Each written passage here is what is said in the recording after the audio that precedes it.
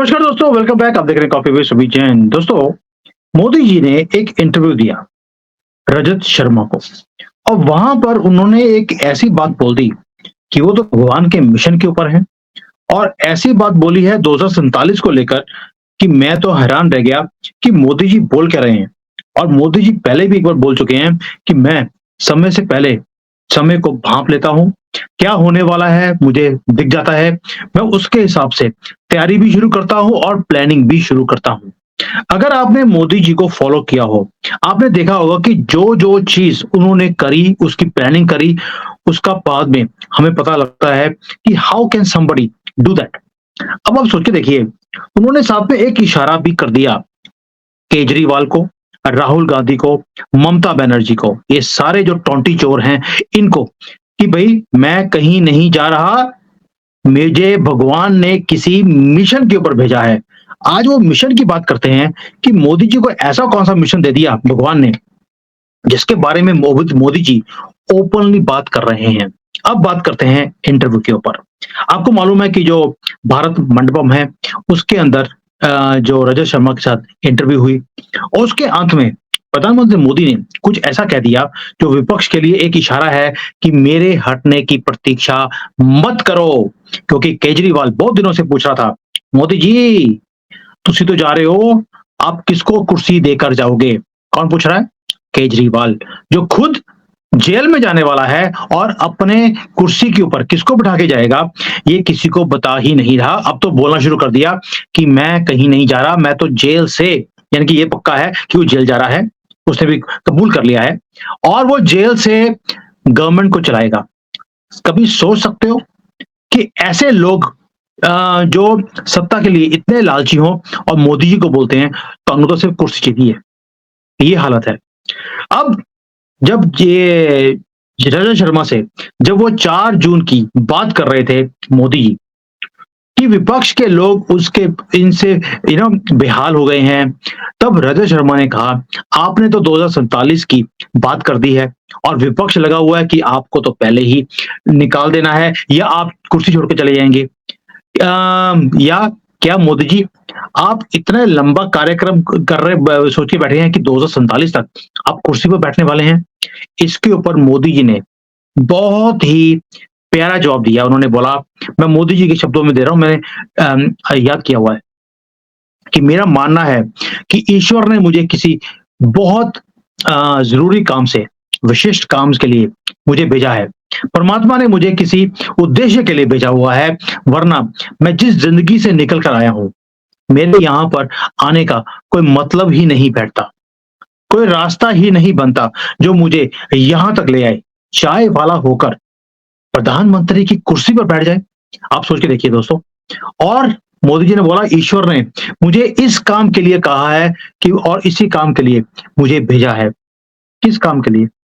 वही काम जो वो पिछले 10 सालों से करते जा रहे हैं, और मेरा मार्गदर्शन भी भगवान खुद करते हैं। सोच कर देखिए, मोदी जी बोल रहे हैं कि क्या करना है, कैसे करना है, और समय से पहले कौन सी चीजों की प्लानिंग करनी है, भगवान मोदी जी से करवा रहे हैं। और जब हम बार बार बोलते हैं कि मोदी जी कोई साधारण पुरुष नहीं है, कोई दिव्य आत्मा पीछे इनकी सपोर्ट में है, महादेव खुद उनके पीछे खड़े हैं, तो हम जो बोलते थे, आज मोदी जी ने खुद बोल दिया है कि भगवान खुद उनका मार्गदर्शन कर रहे हैं। वरना 10 सालों में कांग्रेस के गंद डाला हुआ इस देश में इतना ज्यादा, इतनी जल्दी साफ नहीं हो सकता। स्वच्छ भारत जो पूरा प्रोग्राम है गवर्नमेंट का, वो ऐसे ही पूरा नहीं हुआ है। स्वच्छ भारत मतलब कांग्रेस मुक्त भारत। और मोदी जी क्या बोलते हैं, मुझे रास्ता भी स्वयं वही दिखाते हैं। कौन? परमात्मा, परमेश्वर। और जो ये जज्बा है वो मुझे परमात्मा की कृपा से मिलता रहता है। अभी आप सोचते होंगे कि यार इतनी गर्मी में 4-4 5-5 वो ये जो करते हैं, ये अभी सभाएं कर रहे हैं, पूरे भारत में कोई ऐसा जिला नहीं होगा जिसमें वो ना गए हों। और बाकी लोग वो दिखते ही नहीं है कि कैंपेनिंग कब शुरू हुई और कब खत्म होगी, और जिन्होंने शुरू भी करी उनके पीठ में दर्द भी होना शुरू हो गया।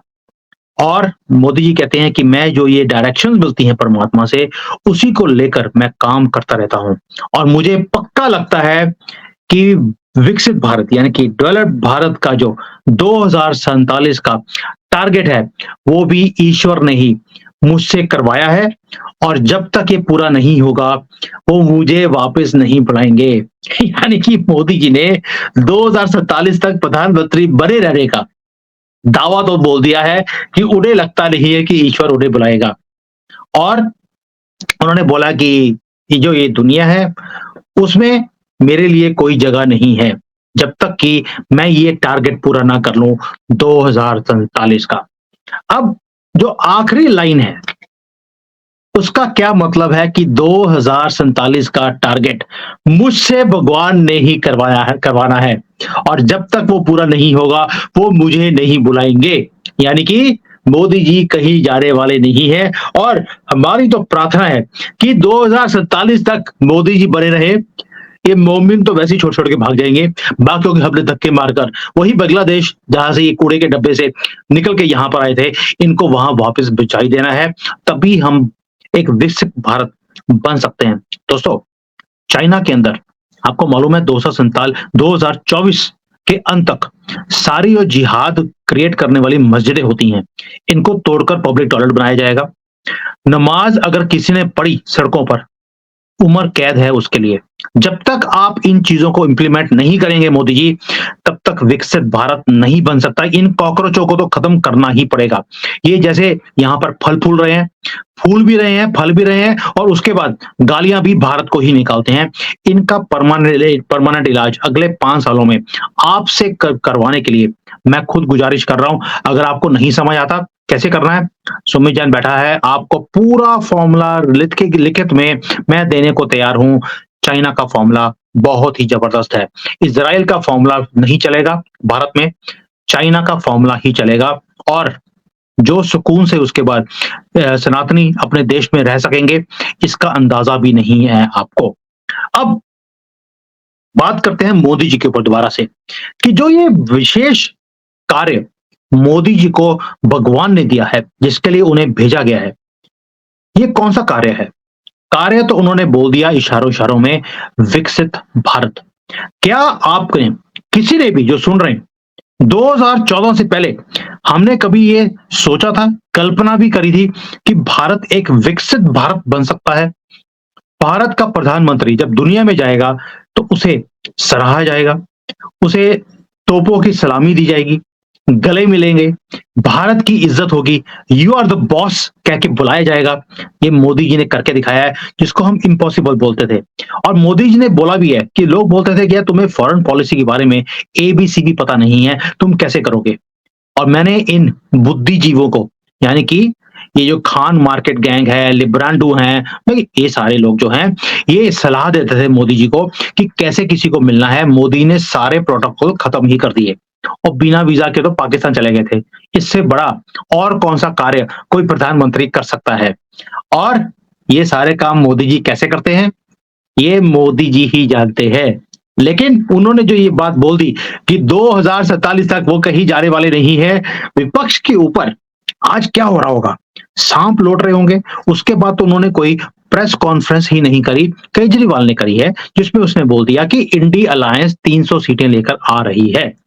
अब देखते हैं कि ये जो दिल्ली का बादशाह बन के बैठा है, केजरीवाल जेल में जाने वाला है, ये 300 लेकर आएगा या भगवान ने जिस कार्य के लिए मोदी जी को भेजा है, भगवान जीतेगा या ये राक्षस जीतेगा? ये अब 4 जून को हमें पता लगेगा। अब मोदी जी ने एक बात और भी बोली है मेरे हिसाब से कि 4-5 लोग ऐसे हैं जो मोदी जी को दुःख पहुँचाने के लिए गंदे शब्द हर रोज बोलते हैं और उन्हें बात-बात पर बेइज्जत करने में भी पीछे नहीं हटते, मज़ाक उड़ाते हैं।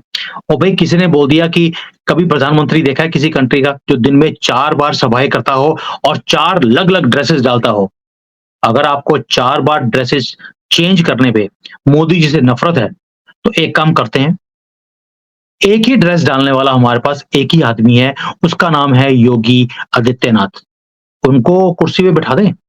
आप बोलो तो सही, अगर आपको मोदी जी की ड्रेसेस चेंज करने वाली आपको पसंद नहीं है, योगी जी को बढ़ा देते हैं, एक ही ड्रेस डालेंगे और हर रोज वही ड्रेस है। मंजूर है तो ये कमेंट सेक्शन में जरूर डाल देना। और ये क्वेश्चन मोमिन्स और लिब्रांडुओं से तो मैं खासकर पूछ रहा हूं कि अगर योगी जी एक ही ड्रेस वाले आ जाएं तो आपको कैसा लगेगा? मुझे लगता है कि आपको बड़ा ही पसंद आएगा और हमें तो वैसे ही पसंद है, क्योंकि चाइना का मॉडल शायद मोदी जी पूरा नहीं करें, लेकिन योगी जी तो पक्का करेंगे। और ये कॉकरोचों को यहां से पकड़ पकड़ के धक्के मार के बाहर निकालने का काम योगी जी ही कर सकते हैं, मोदी जी नहीं करेंगे। क्यों? वो भगवान का काम कर रहे हैं और भगवान के काम में ऐसे काम भगवान कभी भी ऐसा काम करने के लिए नहीं बोलेगा। हाँ, अल्लाह बोल सकता है कि सारे सनातनियों को धक्के मार के बाहर निकाल दो, लेकिन भगवान कभी भी इन कॉकरोचों को भी बाहर निकालने के लिए नहीं बोलेगा। लेकिन योगी जी हैं, वो ये कार्य कर सकते हैं। अब आप मुझे ये बताइए कि जो लोग मोदी जी को हर रोज गालियां निकालते हैं और मोदी जी हैं जिनके पीछे भगवान की ताकत है, उन्होंने खुद बोला है, आपको नहीं लगता कि इन लोगों को सनातनियों का, मोदी जी का, इवन भगवान का भी श्राप नहीं लगना चाहिए? क्या इन्हें वो दंड नहीं मिलना चाहिए जिसके ये हकदार हैं? अब आप मुझे बताइए कि मोदी जी सिर्फ क्या कर रहे हैं? अपने लिए काम कर रहे हैं या देश के लिए काम कर रहे हैं? वो देश के लिए काम कर रहे हैं, तरक्की लेके आने की बात करते हैं। और ये लोग सारे, ये जो 5-6 लोग हैं, यही टोंटी चोरू, यही गंदगी वाली फैमिली, यही राक्षस दिल्ली वाला, वो हो ममता की गुंडी, ये सारे लोग रोज गालियां निकालते हैं। वो राहुल गांधी हो, केजरीवाल हो, तेजस्वी यादव हो, अखिलेश यादव हो, ममता बनर्जी हो, कोई भी हो, ये सिर्फ मोदी जी को गालियां निकालते हैं क्योंकि वो विकसित भारत की बात करते हैं, सभी की तरक्की की बात करते हैं। और ये लोग ये बात करते हैं मोमिन्स की तुष्टीकरण की और हिंदुओं और सनातन को खत्म करने की।